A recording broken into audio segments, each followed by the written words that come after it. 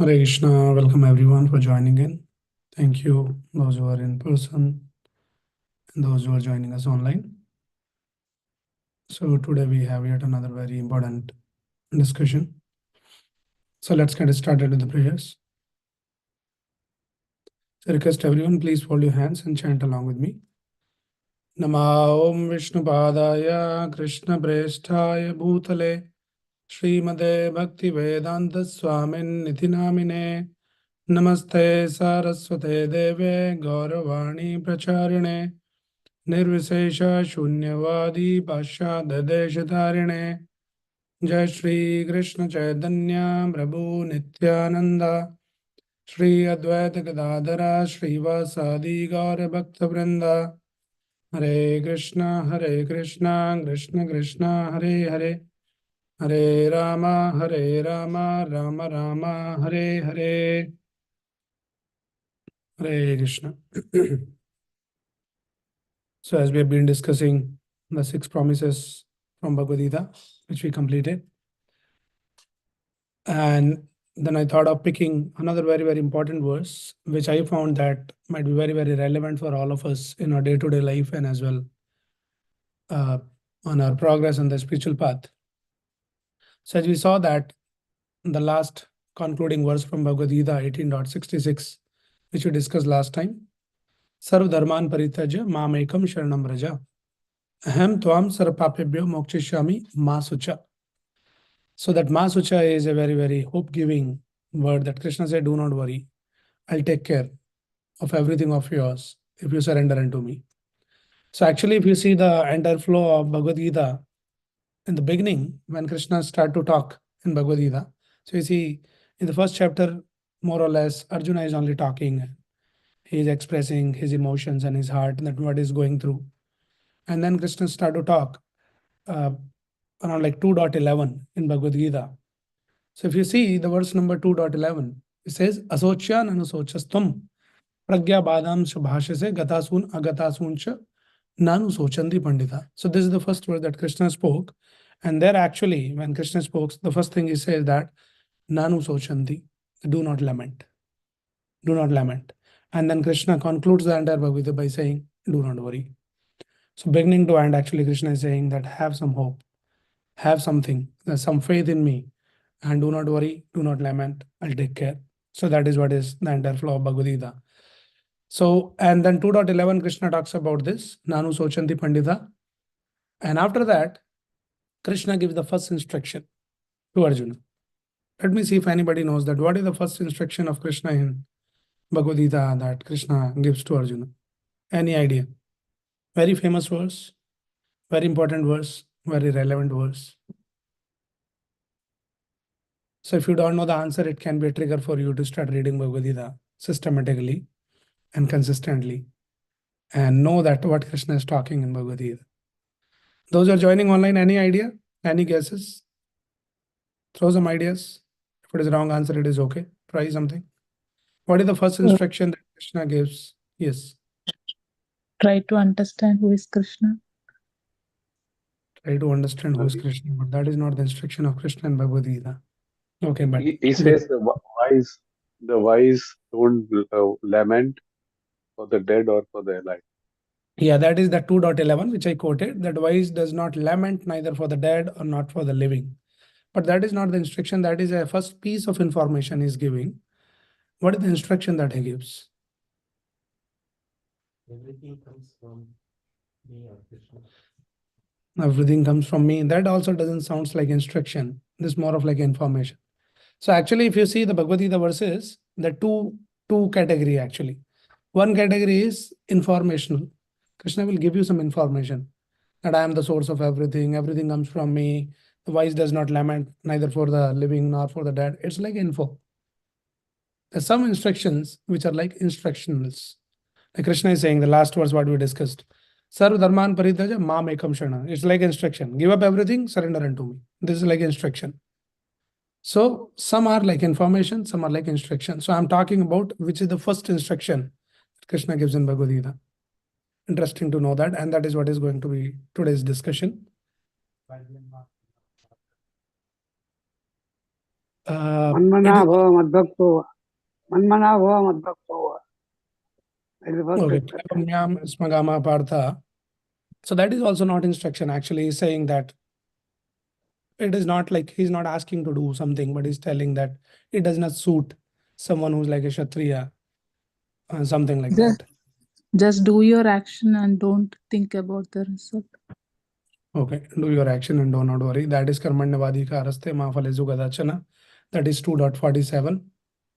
Okay, Manmana Bhavamad Bhakto, somebody said that comes only in 9th chapter. Okay, but good try. Really appreciate that people are at least doing some brainstorming. Otherwise, it won't happen in that way. Okay. Manu is Is it Patram Pushpam Phalam Toyam? Patram Pushpam Phalam Toyam also comes in the 9th chapter, which is much later. Krishna gives the first instruction in the 2nd chapter itself. Is it 2.27? 2.27 Jatas hi dhruvam mrityu dhruvam janma mritasya. That is the one? That is not an instruction. Yes. Okay. No, before that. I'm already giving like Dot so many. So, 2.15. Prabhuji, you are not body but soul. Okay, that is again information that you are not the body, you are the soul. There's no instruction in that. 2.15. Okay. So Arjuna is refusing and Krishna is saying no, you have to fight. Okay. Little close. 2.15. Somebody said 2.15. Yes. Maybe Krishna says Yeah. that even if you don't understand anything, just do it because I am saying you. Okay. Good try. Prabhu Hare Krishna. 2.15 Prabhu is Hare the Krishna. closest answer. Prabhu, Tamhina He's not yantete purusham affected purushashabha. by happiness. Prabhu, Happiness. Prabhu 2.3. Okay. So somebody Prabhu already answered actually. 2.3. Okay, the right answer is this.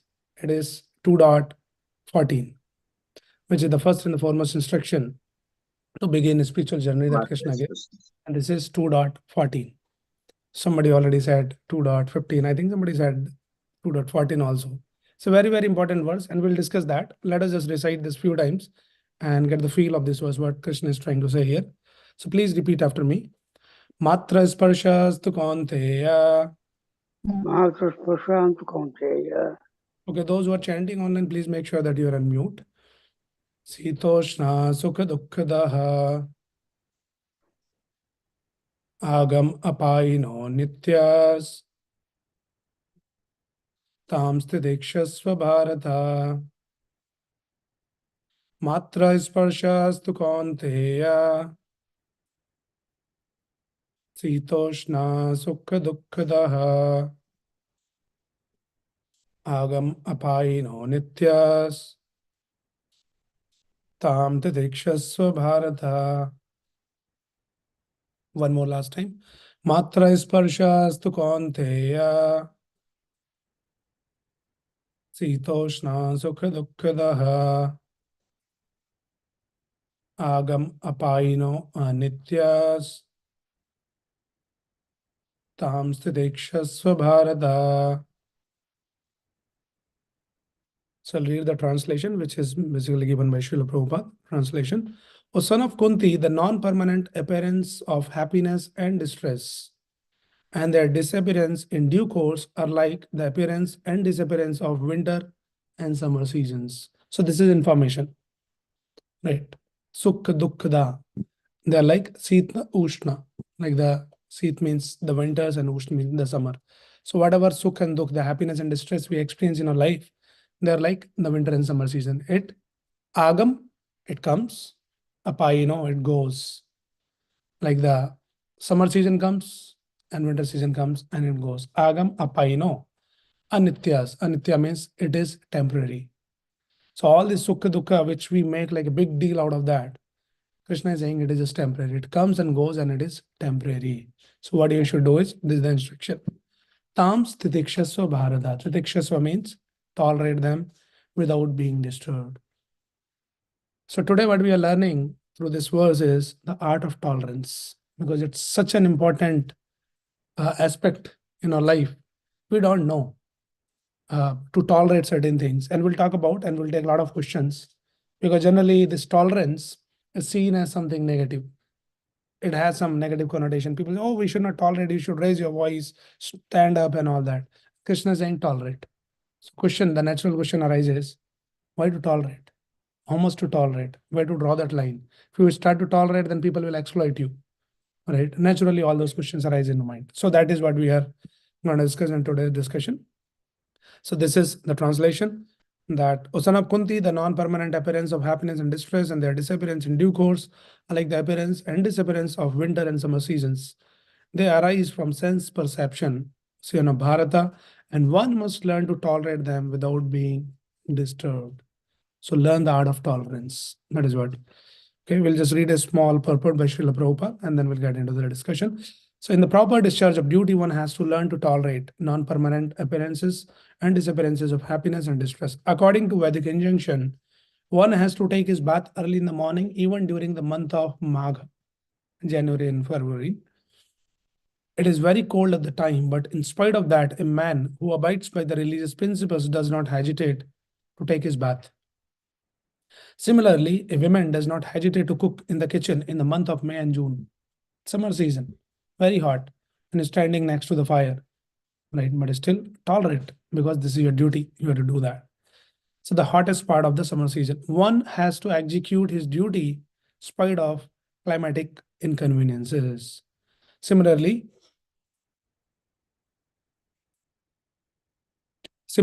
to fight is the religious principle of the Kshatriyas. And although one has to fight with some friend or relative, one should not deviate from his prescribed duty. One has to follow the prescribed rules and regulations of religious principles in order to rise up to the platform of knowledge. Because by knowledge and devotion only can one liberate himself from the clutches of Maya, illusion. Two different names of address given to Arjuna are also significant.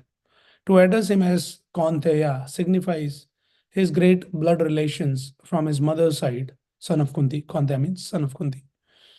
And to address him as Bharata signifies his greatness from his father's side. From both sides, he is supposed to have a great heritage. A great heritage brings responsibility in the matter of proper discharge of duties. Therefore, he cannot avoid fighting. Right. So that's the verse today we are discussing. So very, very important verse. Matra sparshas tu kaunteya. Sitoshna sukha dukkada. Agam apayino nityas. Tam tadikshasva bharada. Right. So what Krishna is saying is, all this sukha and dukkha that we all experience in our life, and we get overwhelmed. So that is what is happening with Arjuna and his situation. He got overwhelmed with some situation, some emotions, and he is actually denying his duty as a Kshatriya. I cannot fight. How can I kill my people? Right. So you see, Arjuna, he's a very, very skilled person. Right. He was the top-notch archer of his time. If you see his track record of his success, he has been 100% success track record he had. So he was the person of that caliber. He has all the skills, but what happens? He lost the will. And when someone who has the skills and then one who loses the will, and that state, the psychiatrists call it the state of depression. That you know how to do the things, but you miss out why to do the things. So that is the state of depression. You can do, you have the ability to do that, right? So in that kind of situation, how to deal with that situation? So that is when this tolerance comes in the picture. And that is what Krishna is saying. Tam titikshasva bharata, O son of Bharatavanshi, you should tolerate all kinds of this sukha and dukkha, all this emotions and the feelings. You should learn to tolerate and don't deviate from the path of your duty. It's very, very important. Prabhupada is giving some examples, like in the summer and winter, one should take bath and one should cook and all of that, right? So the tolerance is defined as an ability to endure pain and difficulty. So that is what we call is that how tolerant that person is. Despite all kind of challenges, challenging situations, if you learn that how to tolerate. Now, what is this tolerance is? So another feature of tolerance which has been mentioned here is agam apaino anityas. So how you can tolerate? You say, no, I should not tolerate, I should do something. And our modern education system, modern civilization is all about, as soon as there is a slight difficulty or any little problem in your, or any little slight discomfort, immediately people become, restless. They say we had to do something about it. So let us do this, let us do that, and they start throwing hands and legs. And then they say, okay, we cannot tolerate. Just little winter, okay, turn on the heater. Little cold, little hot, turn on the AC. So practically in this modern age, we are lost this tolerance. There's no tolerance. It is something I'm talking about on a very gross platform. Sukha and dukkha. Now this tolerance or inconvenience comes at different level. So physically it is sukha dukkha, some heat and cold. And then it is pain and pleasure, which is on the mental level. That something is very painful and something is very pleasurable. Something, oh yeah, we know that we cannot tolerate the pain, but what about tolerating the pleasure? Yes, there also we should tolerate actually. Pain we understand that we cannot tolerate, but some people doesn't know that how to tolerate the pleasure also. They get so overwhelmed and they get completely lost into that pleasure and then enjoying the senses. So this is on the mental level. So sukha dukh on the physical level, pain and pleasure on the mental level, and then man and apman. That is on the ego level. Somebody said like that. How dare he can talk or she can talk like this. I'll teach them the lesson. So that person might have said sometime, out of not maybe intentionally. Sometimes people are not very refined in expressing the things. They don't know how to put forth, and they put in a little different way. And they won't even realize that they had done something serious to the other person. And if we don't know how to tolerate, then you mess up your whole day, not only just day, your whole life. You see many relations in the world. How does it work? Somebody said something, and that day I decided I'll never talk to this person. So they don't have even that maturity to go and try to discuss with that person. Hey, why did you talk like this or something like that? Maybe the things can be resolved by doing that simple thing. But people lack this art of tolerance.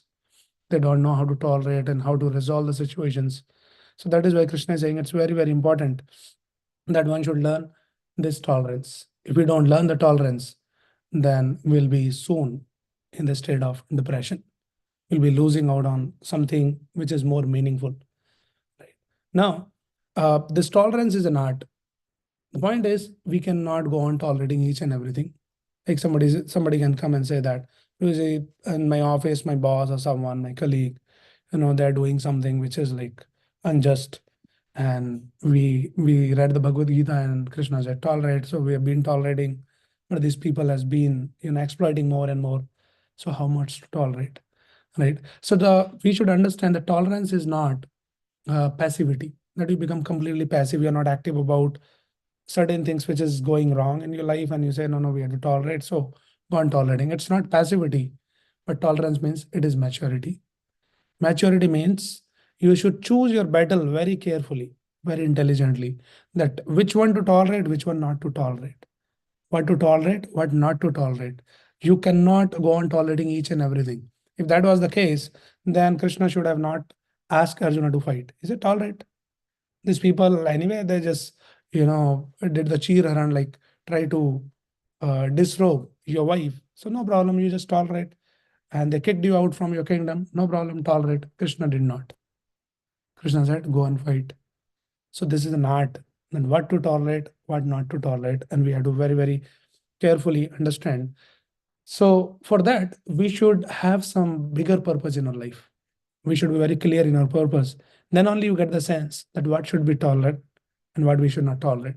Like say, for example, you are going for some important meeting in your office, you're driving on the road and you prepared well and everything, and you are mentally prepared, you are in a good mood, taken good rest and everything, and you're driving the car, and suddenly, on the road, something happens, somebody cut the corners, and then you get upset, you couldn't tolerate, and you start shouting and screaming at this person, oh, you foolish guy, you don't know how to drive, this thing, that thing, and you're shouting and honking and all that.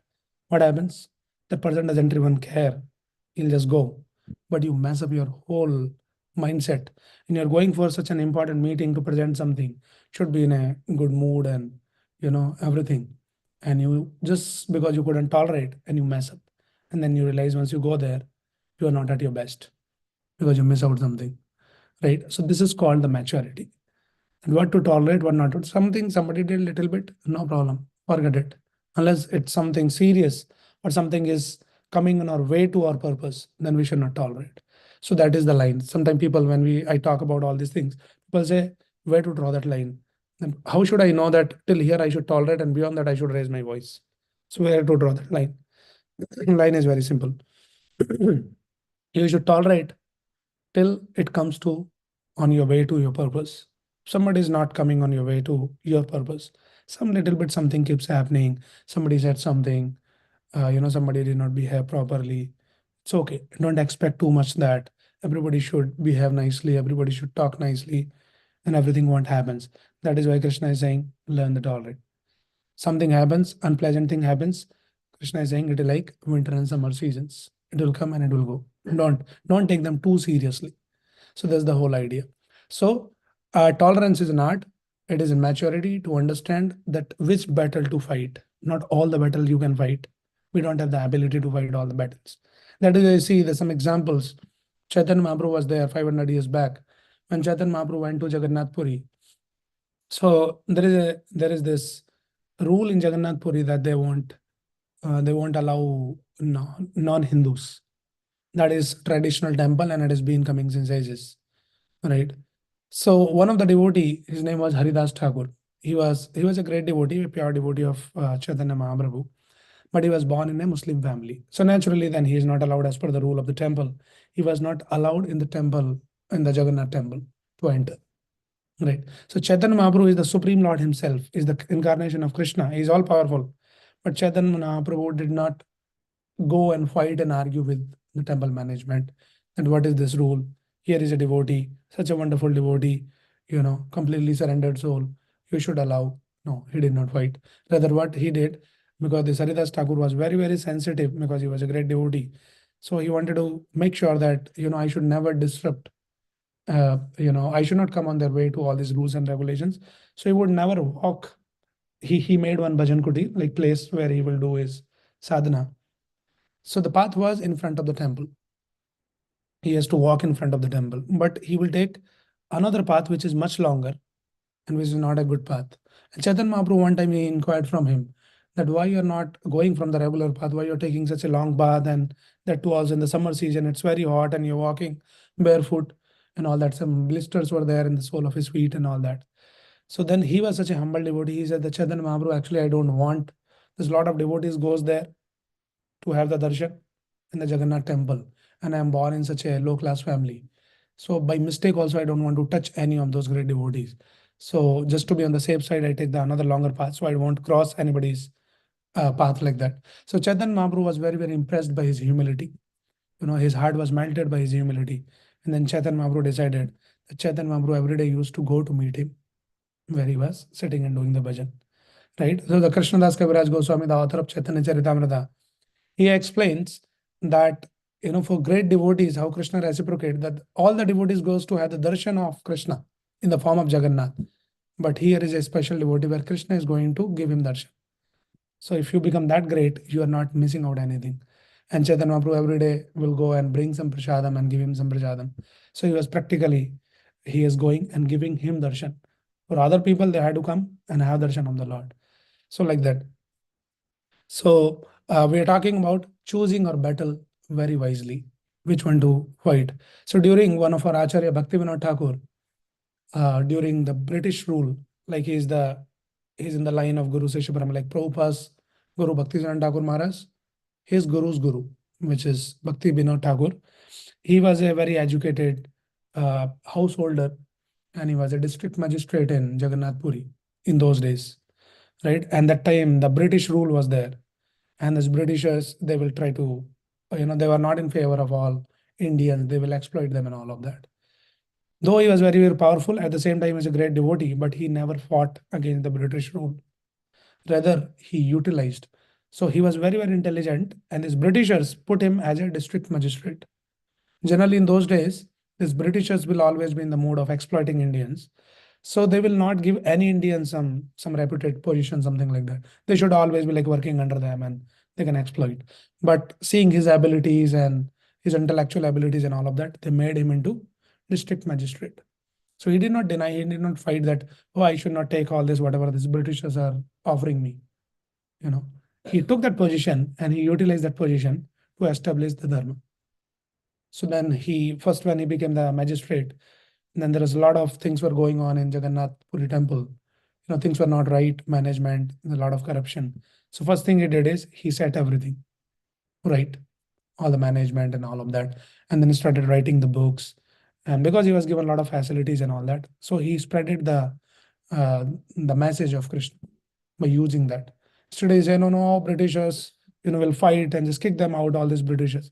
Intelligently, you should choose your battle like that. So, point what we are trying to discuss here is, said this tolerance is not passivity, it is maturity. We need to understand that, right? So generally what happens, what is the problem in this modern age, as we are talking about, that people have the skill, but they lose the will.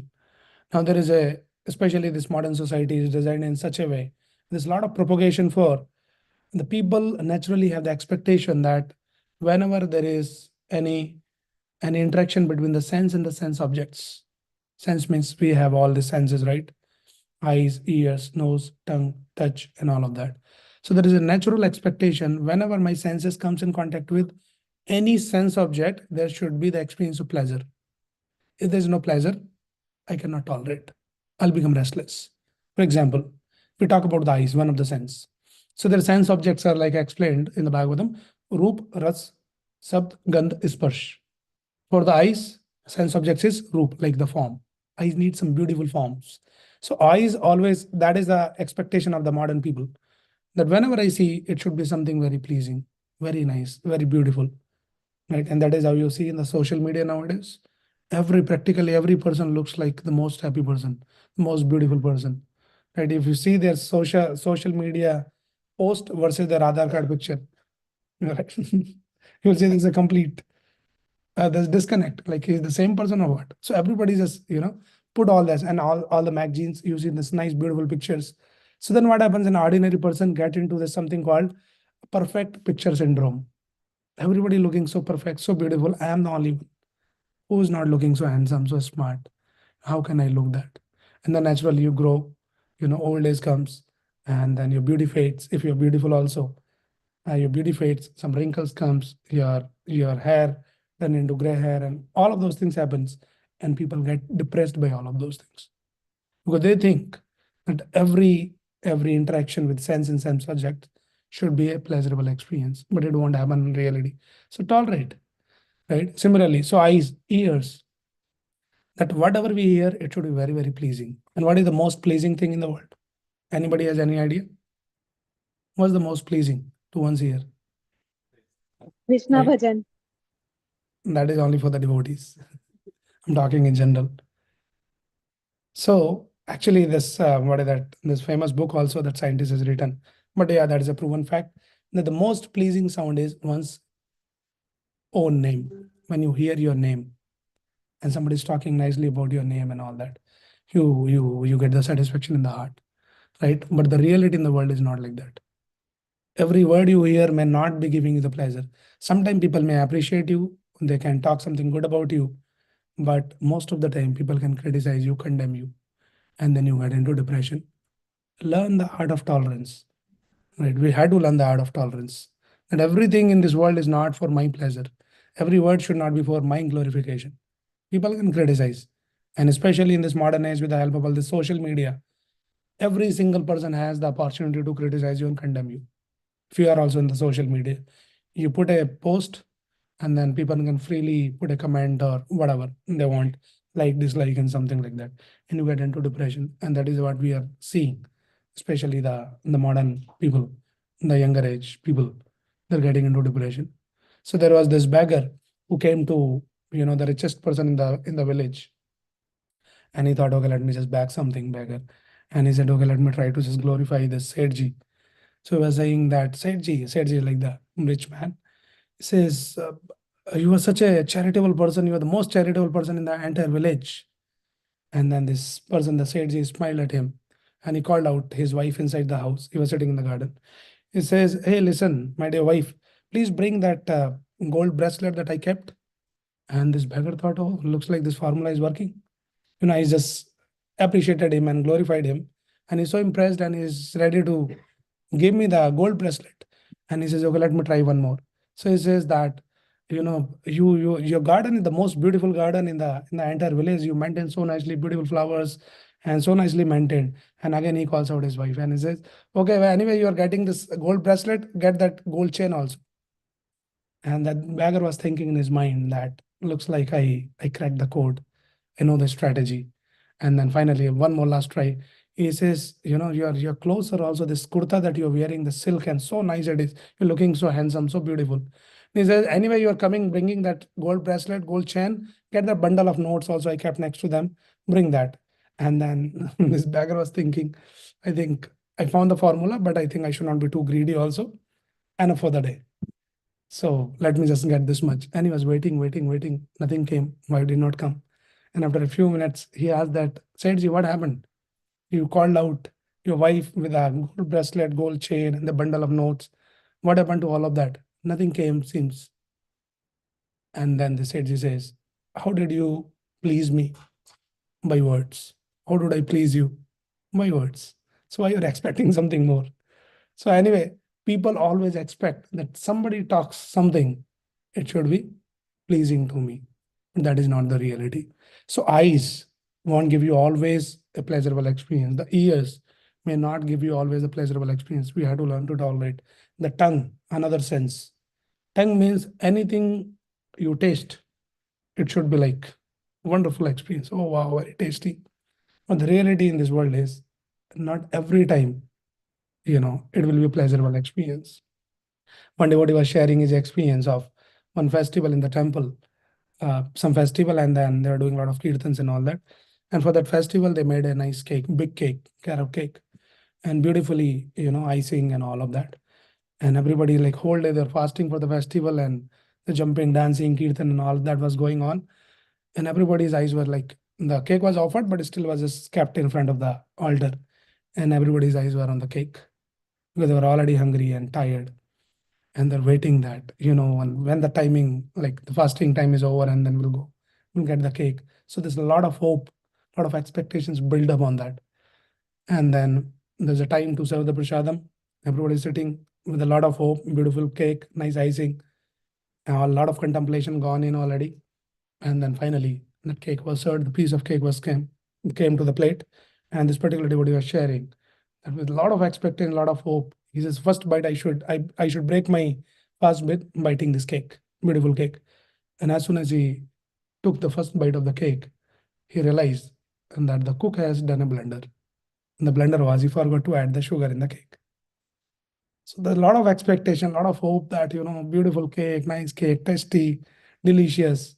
But as soon as I tasted, all the expectations failed, shattered, right? So then he was still in a denial mode. He couldn't accept that, how it can taste so bad, like there's no sweetness. So he said, maybe let me try to bite it from other side. Maybe something missing this side. But if the main ingredient itself is missing, either you bite this side, that side, and then he kept it aside. He said, let me eat some other things, and then later, maybe timing is not right. So the point is, when the main ingredient is missing, either you bite from this side, this time or later, it is not gonna give you the experience of pleasure. So similarly, people are trying hard in this world.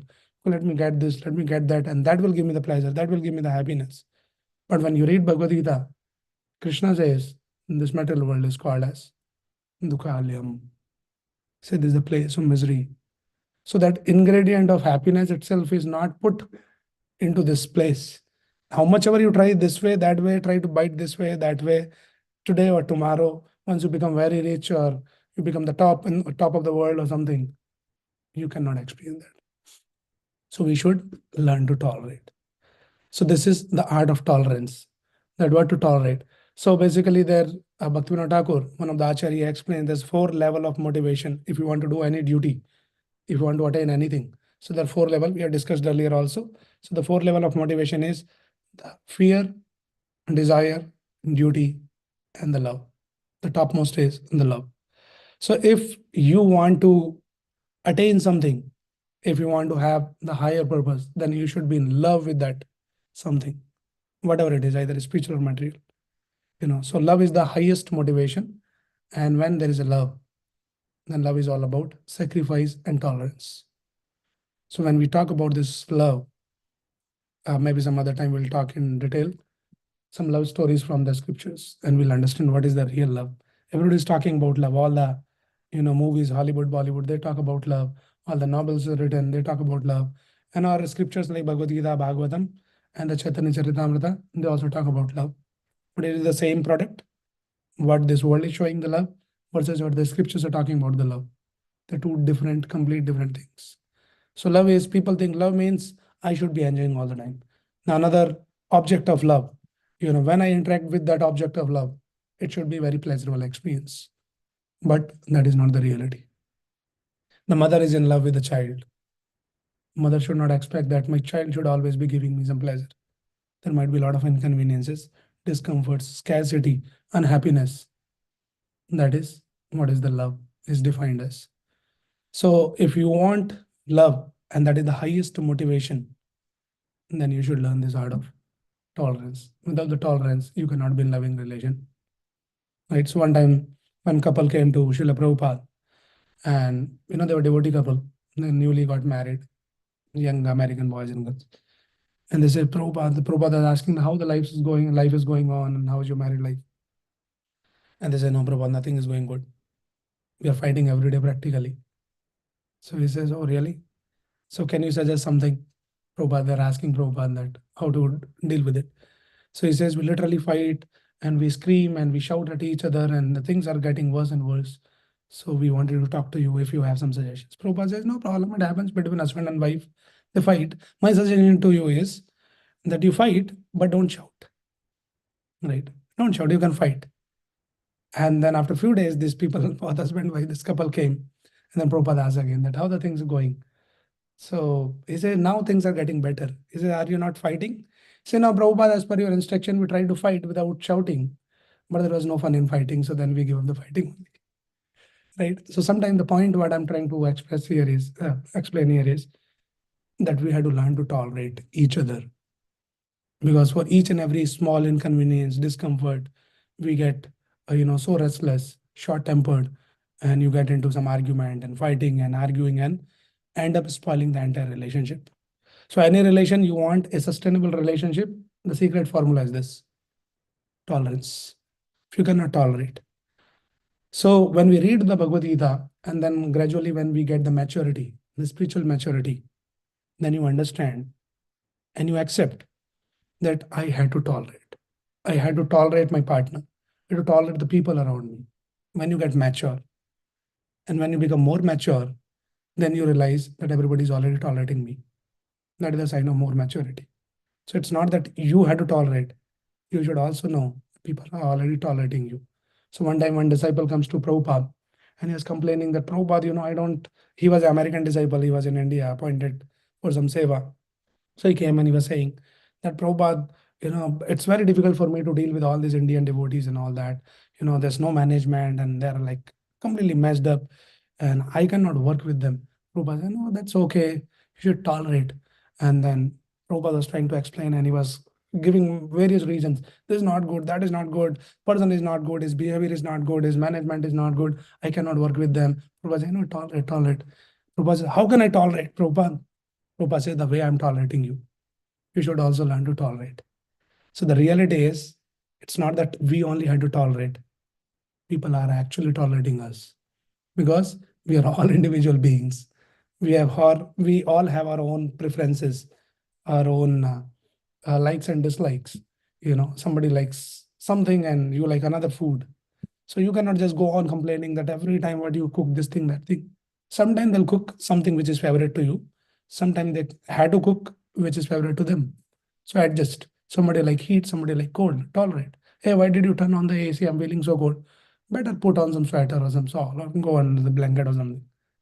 Because you should understand that other person also has his own preferences. So that is the sign of maturity. So we are talking about tolerance means maturity, right?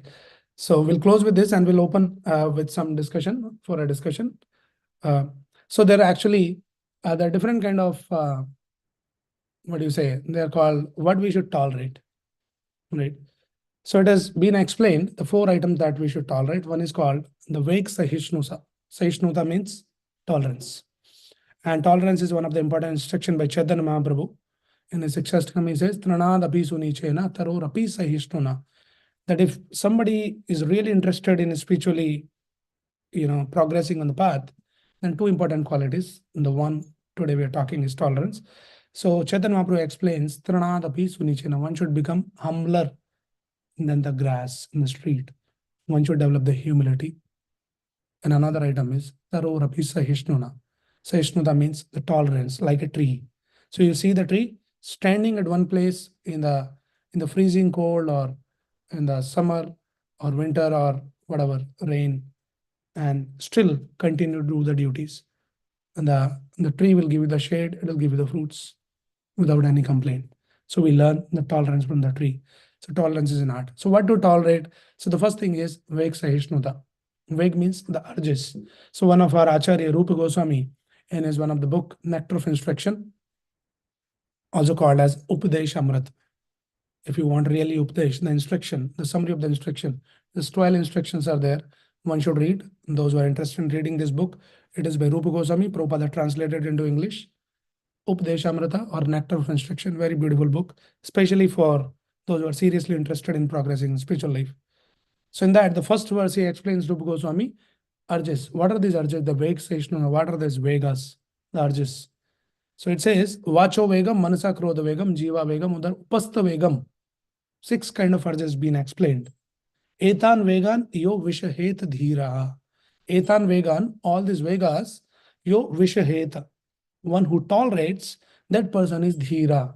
That person is really intelligent person. That person is really sober person. That person is really qualified person to be very advanced in the spiritual path. So what are the 6 Vegas? Vacho Vegam. People have the urges to talk all the time, keep talking. Too much talking. So one should tolerate the urge of talking. You should be very intelligent what to talk and what not to talk. Most of the people you see in the world, all the social media, news channels, they're talking something, useless things. It doesn't benefit anyone. Somebody's breakup happens, some Hollywood, some Bollywood. How does it make any difference in anyone of life? Somebody's patch up, somebody's breakup, somebody's celebrating some holiday somewhere, somebody's drinking, somebody's partying. That is the news. Everybody's talking. One news was covered in some newspaper back in India. That one Hollywood actress, not Hollywood, Bollywood actress, she grew some vegetables in his backyard, and they're showing some picture that such and such actress grew some brinjal in the backyard. That is the news. How does it make any difference or any value addition to in your life? But this is all useless talks that people keep talking. So this is called Vacho Vegam. So we should know that what to talk. We should talk about the wisdom. We should talk about Bhagavad Gita, Bhagavatam, scriptures, or at least something which is more productive for your material life and whatever your profession or your studies or something like that. So this is called the Vacho Vegam, Manasa Krodha Vegam. The mind search, mind keep just giving you various ideas. Do this, do that, get this, get that. And you just get tempted and you get just overwhelmed with those ideas. So one should be very, very intelligent.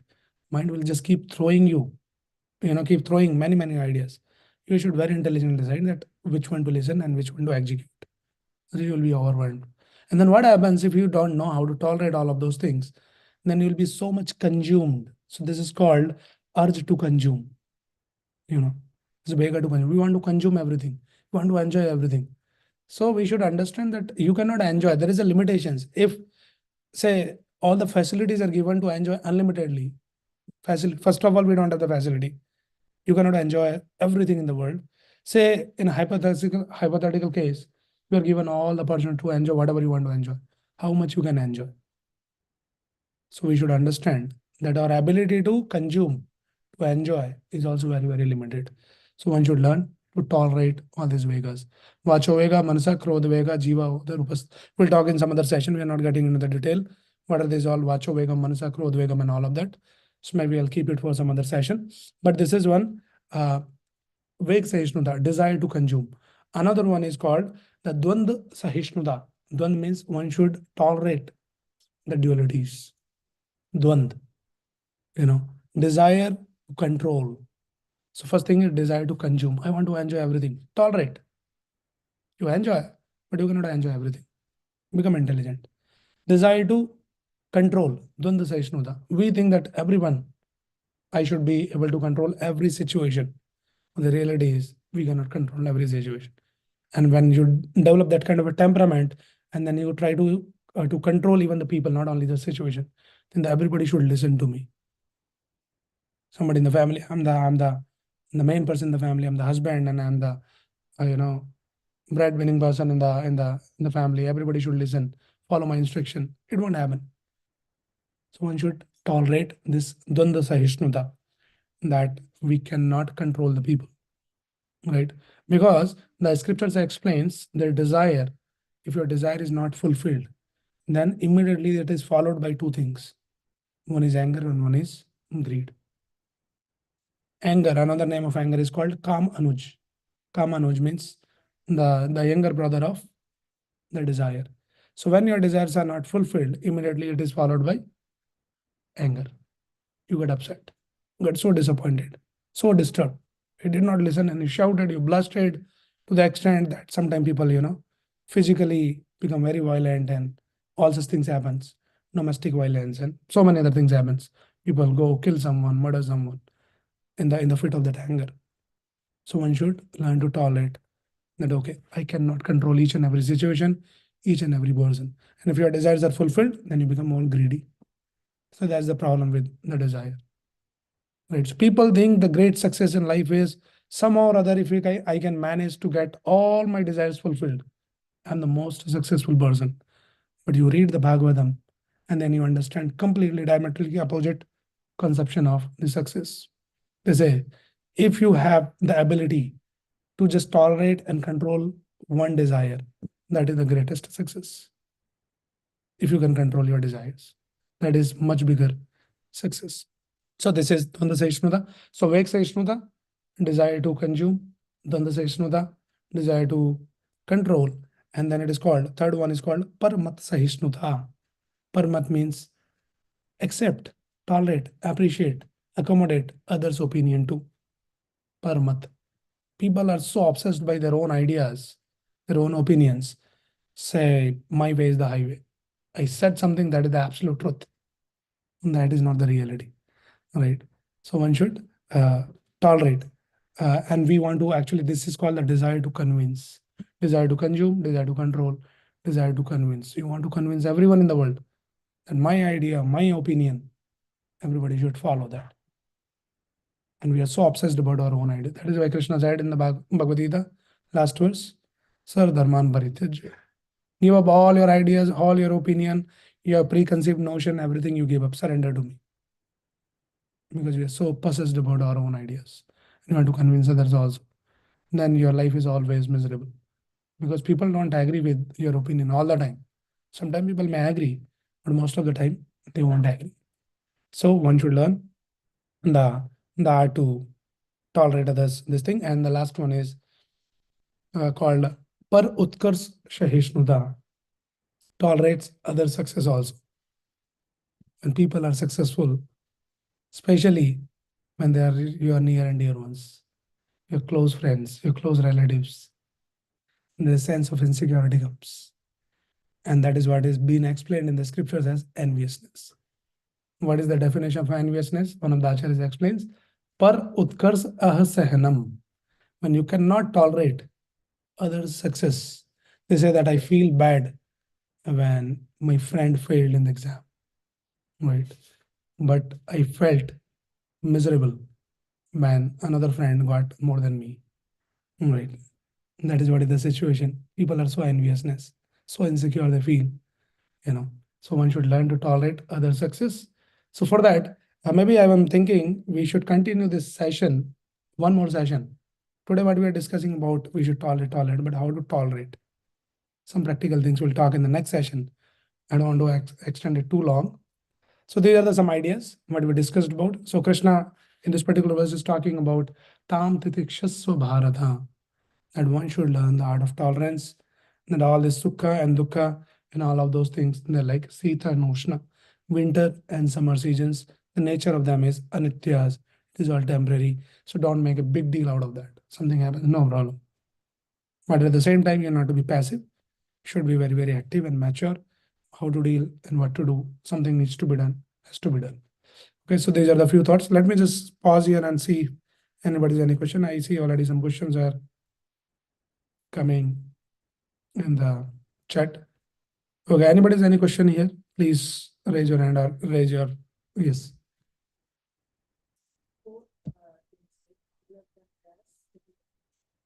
Okay, so that is a famous verse from Sikshastakam. Tranadapi sunichena tarorapi seshnana. One should become humbler than the blade of grass in the street, tolerant more than the tree, and amanina manadena. Amanina means don't expect man. Amanin, that everybody should give me the respect. Everybody should glorify me, appreciate me. It won't happen. So that is the sign of humility, that you are not expecting, oh, I'm such an important person. Everybody should respect me. Amanina. At the same time, manadena. You should be ready to give the respect to everyone. Yes, no, this person doesn't give me respect, so I also don't give. No, we should give respect to everyone. And then respect itself is like another complete subject, that how much respect, and there is a gradations, something called due respect. So we should be ready to give the due respect to everyone. Yeah, these are the 4 items that Chaitanya Mahaprabhu talks in his Sikshastakam. Okay, any other question? Yes. So, we are here because of a friend. We have no option. Let's tolerate. I understand we're tolerant. But how are they going to help us tolerate? That's the problem, right? Because we have no option. If the suffering is there, we have to tolerate it. And how is that going to help us? Yeah. So for that, we need a little bigger picture. We have to expand our consciousness. Probably that will be our discussion for the next class. We'll talk in detail. The solution for all this is, your question is, those who are online, that Krishna is saying tolerate, anyway we have to tolerate. So just by tolerating, how does it help? It actually helps. So tolerance means utilizing your energy, your time for the right battle, not for each and everything you go and fight. So we have some bigger purpose, and we should know first, we should understand first, what is the bigger purpose of my life. So if you are focused on to that purpose, and then you are not much deviated and disturbed, and by all the small things, and you say, okay, let me tolerate this, let me do whatever I need to be done for that, and let me focus on the bigger picture, bigger purpose. So then, yes, there are disturbances, there are problems, there are discomforts, a scarcity of something, but still you're not getting deviated from your real purpose of your life.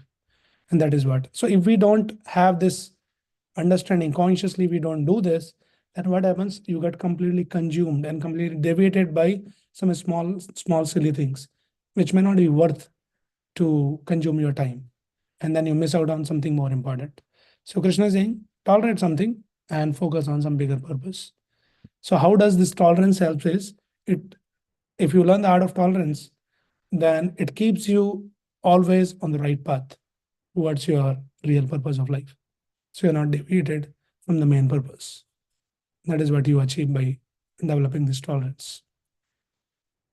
Right. That answers your question? So next time we will talk Yeah, we'll talk a little more about that. Okay, any other question? Those who are online, you can put your questions here if you have any. Okay, how to remember this all the time? There is a question. Okay, so this remembrance is a big thing. And especially one thing we should remember is the symptoms of Kali Yuga. Has been explained in the Srimad Bhagavatam first canto, where Bhagavatam explains, Manda sumanda matyo manda bhagya hi upadrada. People in this modern age of Kali Yuga, there's some characteristic about those people. They're mand, they're very dull-headed. So that means we are all Kali Yuga products. Manda, sumanda, manda matyo, or remembrance or ability to remember and to apply at the right time is actually significantly compromised in this by the influence of this modern age, right? So we should not have any, untrue expectations, or we should have the realistic expectation. Yes, I listen so many things, but I won't remember most of it. So that is okay. But the solution is this: we have to keep listening again and again. And that is what is the solution given in the Bhagavatam. Bhagavatam explains, Nityam Bhagavata Sevaya. So this Shravanam, that hearing and reading, it is not Saturday Bhagavatam Sevaya or Saturday evening only. This is important, but it should be nityam. It should be daily. So we have to make it the part of our daily routine that you spend some time in reading, hearing this knowledge, this wisdom. So then what happens when you read those books like Bhagavad Gita, Bhagavatam daily, then there is a constant reinforcement of the same concepts again and again, again and again. So you hear 100 times, then there is a possibility that one time it will go and sit into our consciousness, and then it will go into our subconsciousness, and like that. So that is what is the practical suggestion that I can think of. And we have to keep hearing. And then what happens? Sometimes you fail to apply this knowledge when you really get into that kind of a situation. But this knowledge is still not waste, because though you, despite you fail to apply this knowledge, but later you will realize, oh, actually I should have not behaved like this. You're getting educated already. So realizing later itself is a step forward. And at least you're realizing that you did not do the right thing. So next time you will be a little extra conscious. And it does not mean that next time you will be able to apply it. You may fail again. You may fail multiple times. But every time you fail, there is a contemplation. There is a meditation happens. Oh my God, 100 times I heard about this. I should tolerate. I should not have reacted like this. But again, I failed. Again, I failed. Again, I failed. What is this? I need to learn more. I have to become better. There is a meditation is happening. Contemplation is happening. So it is going into your subconscious mind. And then you will see in the due course, the intensity of your reactions will reduce down. Like something triggers and you become like furious about certain things. And when you listen this, read all this wisdom and hear that, no, this anger is too dangerous. I should not be angry. I should tolerate. And still you become angry. Then later you say, oh my God, look at this. What kind of situation I'm in? I should tolerate. 100 times you will contemplate. Then you become very conscious that, okay, you will know that these are the triggers which will make me furious now. She is doing something, now he's doing something, and my reaction is, I'll blast them. But now I know I'm not going to do this. There's a conscious decision now. So it helps. This is how it helps. So sometimes what happens, we have some expectation which is very unrealistic. Or we heard some lecture, probably a very nice lecture, very nicely explained tolerance. Tomorrow on we'll completely tolerant. It doesn't work like that. Everything is a practice. Krishna consciousness is a practice. So we have to continuously practice Nityam Bhagavata Sevaya, daily practice, and then gradually it will cultivate. Everything takes time to grow, right? But you keep, nourishing it, keep pouring the water. One day it will give you the fruit. So that is how it works. So every day, chant sincerely the Hare Krishna Mahamantra and spend some time in reading. If it is not much, at least some time, 10 minutes, 15 minutes, daily practice. It's a daily nourishment, daily pouring water. And you will see that it is growing and some seedling is coming and it's fructifying, and one day you can expect the fruit also. That is how it works. Okay. Yeah. Another question here is, Hare Krishna Prabhu, sometimes we think tolerating means not giving any feedback and be nice to each other. But if you don't give or receive feedback, then it actually worsens the problems. How do we do this properly? Yes, this giving feedback is a great art. A lot of studies being done. So one thing they say that this is like, it's a golden rule. They say that give feedback in seclusion and appreciate the people in public. When you have to talk something good about someone, don't talk in alone, like to a lone person, but talk in public. That, this person did nice seva, something is very nice, very gentle, or something, whatever you want to do. The person feels more encouraged. What happens sometimes, these are all psychological things. See, if somebody is talking something good and great about you, and then you realize, actually, I'm not worth receiving such appreciation. I know that I'm not that great the way he's talking or she's talking. Then there is a lot of inspiration and encouragement and driving force that I think I should work on myself. In what they're talking, I should be like them. So there's a lot of encouragement. And then feedback has to be given in alone, in a private place. And of course, feedback, one thing is we should never give the feedback. This is another golden rule. Out of any emotion. When somebody did something wrong and you're a little upset about that, you're angry, something really went wrong, and you're really upset. And says, you don't know, you foolish guy, and you don't know even this also, something like that. Out of that emotion, maybe not intentionally. and that will worsen the situation. So out of tolerance, that time you tolerate, not like you tolerate forever, not forever, but for that time, control your emotion. You know that something has really gone wrong. Wait for the right time, right opportunity, and right, what do you say, occasion. When you are in a good mood, the other person is also in good relation, good mood. And that time you bring up something in a nice way. When you realize that person is ready to, he is in a receiving mode, that time. Yeah. So those kind of things basically will help. That is what is my little understanding on this feedback. So yes, it is not about tolerating forever, but tolerate for some time and find for the right opportunity, right time. Okay, hope it helps. Another question, Hare Krishna Prabhu, if repeated mistakes happening with the opposite person, even though several reminder, how can we tolerate? Okay, so don't tolerate. Tolerant, as I said, tolerant doesn't mean passivity, but it is maturity. Maturity means you have to communicate to that person that this is something that you are not doing right, or I'm not liking it, or people around you are not liking it. So at the right time, you go and communicate, and still despite all this communication, all the feedbacks, it continues, then figure out that properly that communication is not happening properly. Maybe that person needs little more understanding, more explanation on what you're trying to give the feedback. And still it is not working out. Take some guidance from some seniors, more mature people, and how to handle, how to give the feedback, how to correct that person. So these are all different approaches. But don't just keep tolerating and don't become very passive that I don't know what to do and how to do. Do something, but do it rightly. That's the idea. Okay. Any other question here in person or online? No questions? Thank you for tolerating me for almost 1 hour. And now we can chant one round of Hare Krishna mantra. So it is very, very important. We can talk, we can go on talking all this, nice concepts, wonderful things, beautiful wisdom, and all of that. We really feel inspired. But unless we get into the action item, it is just like I always keep giving this example that you watch a video or you read a book on how to build the muscles, right? And you watch nice video, lift this dumbbell, do on this machine, push-ups, something, squats, and all of that. So wow, so nicely explained. I understood everything, how the muscle expands and how it works, everything. But unless you really get into the gym and start lifting the weight, all this knowledge is not going to work. Same goes here.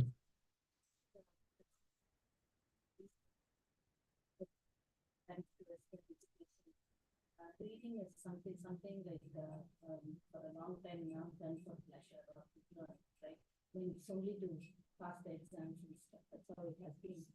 So I just want to like more like reading and then contemplation on it. That's what is Yes. Yes. Yeah. So reading at a different level, actually, there is a whole art of reading. There is a book written by someone, a famous author, how to read a book. So there is a book on how to read a book. So like if somebody feels inspired, it's like 400 pages book. But I don't know, like you can finish half of your Bhagavad Gita in that. So the point is the different level. One is casual reading, one is studying. So if you are not a reader, then initial suggestion is you start with some casual reading. So the idea is not to understand and grasp and implement everything. Initially, it can be just to develop the habit of reading. Like you open a book for some people, they open the Bhagavad Gita and they go in such a deep sleep. So already without reading, only a lot of meditation, contemplation happens, right? So people are like that. They are not used to reading and they really feel sleepy in just 2 minutes. So develop some habit of reading first. And you say, no, I'm not understanding the subject. Things are not making sense. No problem. Have some patience, tolerate, have some tolerance with yourself, and build up that habit of reading. And gradually things will start making a lot of sense, right? Everything goes like that. But the point is, we had to really do the action items. So what we recommend is that at least minimum, those who are not been doing, minimum 1 round of chanting Hare Krishna mantra, daily exercise, spiritual exercise. and at least 10 minutes of reading. Any book you pick, Bhagavad Gita, Bhagavatam, or you have any favorite book like Ramayana, Mahabharata, something. We have wonderful books by Srila Prabhupada, very scientific, beautifully explained. Pick something small book and start reading. And just to facilitate this, we have been doing this every day evening call. We have been doing for a long time now. Initially, when we started the sessions, we call it ABCD call. So we do the ABCD. ABCD means association, and we all come together in a like-minded people. And then B means book reading, C means chanting, and D means the diet, spiritual diet. So we do this ABCD every evening, 8:30 to 8:45. It is on a Zoom call. So sometimes what happens, like you feel inspired, you want to do certain things, but you are so lost. And then you just give up the idea.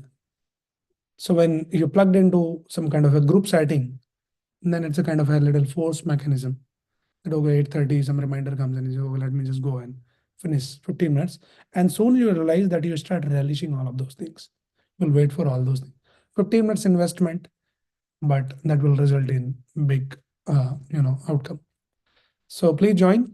And Mataji, you can post that link into the chat box here, those who want to join, or maybe we'll just post into the Gita Live group. That will be easy. So those who are interested, and many people are joining new, so you can just join that group, ABCD group. We'll post the link. You join that group and we'll send you the reminders. Join every day 8:30 to 8:45, 15 minutes. That will help. But yeah, they say that famous, the great leaders are great readers. So if you want to, and you say, no, but we are not leaders. And those who are interested, actually speaking, we all are leaders in some way or other. You might be leading just one or two people. Leader means one who inspires. So you might be inspiring your own child, right? In so many ways. So somewhere or other, we are actually playing the part of a leader.